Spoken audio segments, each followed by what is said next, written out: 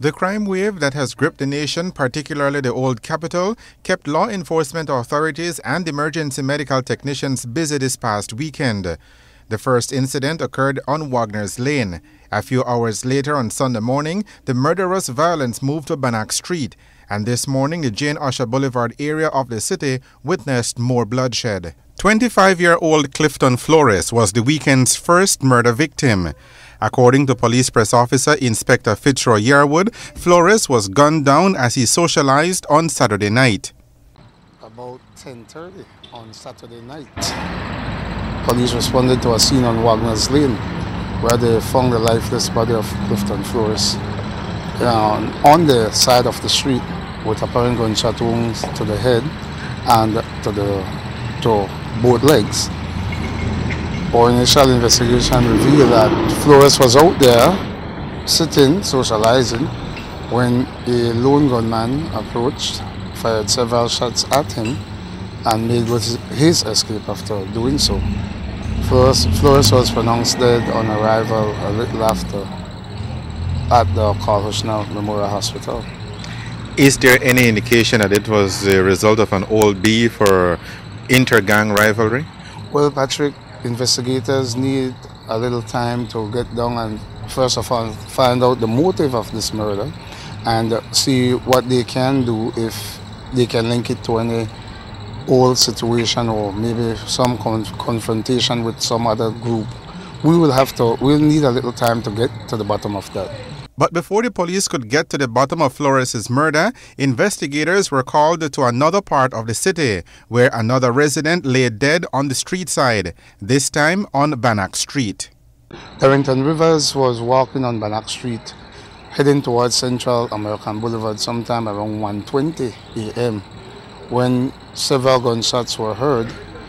When the residents of that area came out, they found Rivers' body on the ground with apparent gunshot wounds to the head and legs, and that's where our investigation has so far. We're trying to establish who would have motive or what would be the motive and who would have committed that. Residents are saying that they only heard the shot, and when they came out they found the body on the ground. This is the second shooting in as many weeks on that same street. In one occasion last week, they had the home invasion in which two teenagers, one of them a 14-year-old, was shot. Well, Patrick, home invasion, it's not really a crime in Belize. What happened on that occasion, these teenagers were socializing with another teenager outside the house. It was not inside the house. And they were approached by two men known to them. The men asked for someone, also known to them. They responded that that person wasn't there, and fire was opened on them. Luckily, these guys only received minor injuries. Inspector Yearwood says police have detained a couple of suspects in connection with the weekend murders, and they are also looking for others as their investigations continue. Meanwhile, in the case of the shooting on Jane Ussher Boulevard this morning, Chinese businessman Zhong Wu sustained non-life-threatening injuries during the armed robbery. The blood-splattered entrance to the business establishment is mute testimony of the violence that was visited upon the Belize merchant just after 9 o'clock this morning.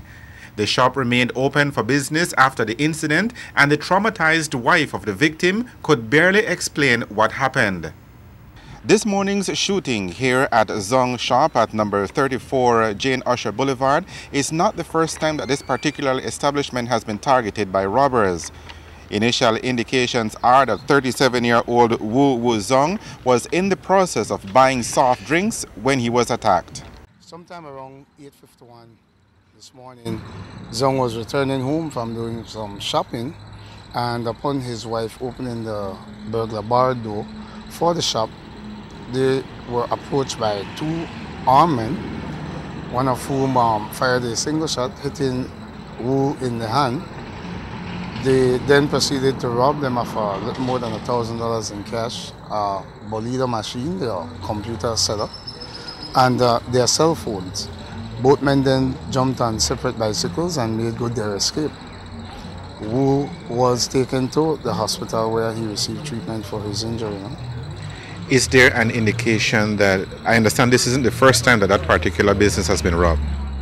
Well, Patrick, I cannot comment on that, but if my memory serves me right, I know that in that particular area we have had more than one robberies and Chinese business places have been targeted.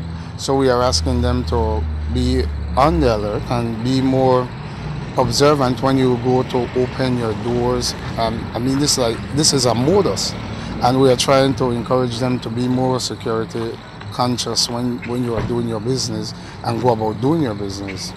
The violence in the Jane Ussher Boulevard area started on Sunday night with the shooting of Christopher Jorgensen.